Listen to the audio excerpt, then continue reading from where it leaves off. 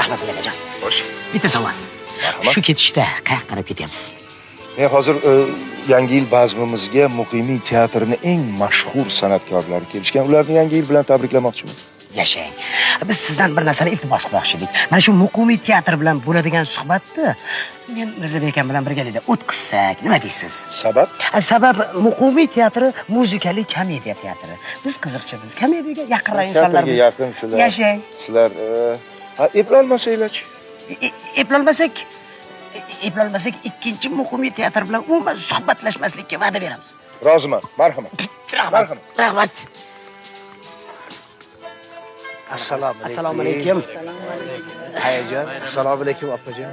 Yaxshi o'tiribsizlar. Mustafa aka, xush kelibsizlar. Bayraminglar muborak bo'lsin. Sog' bo'linglar, salomat bo'linglar.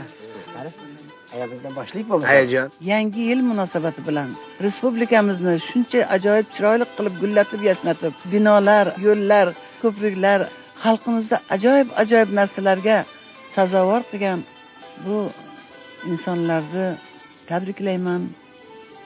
Sog' salomat bo'lishsin, umrlari uzoq bo'lsin, to'rpoq ostida tillo bo'lib yursin.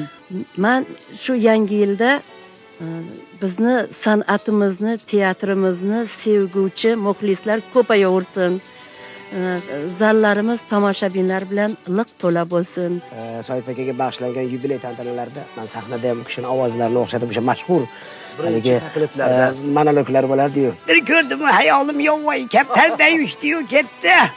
Surat akam bilan bo'lsa, Tabassum radio jurnalida, radioda, yaxshi kayfiyat radio jurnallarida yonma-yon turib, shu ustozlar bilan birga bir mikrofon yonida ijod qilganimizga juda ham xursand bo'lamiz. Meni kamolotga yetkazgan Muqimiy teatrining ijodiy kollektivi chin dildan samimiy ezgu orzu-havaslarimni izhor qilaman.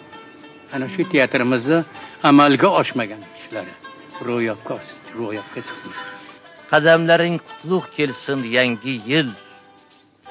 Orzular, umidlar topsinlar kamol.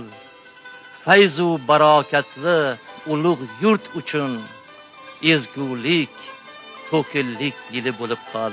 Yangi yil bayramingiz muborak bo'lsin. Omon bo'ling.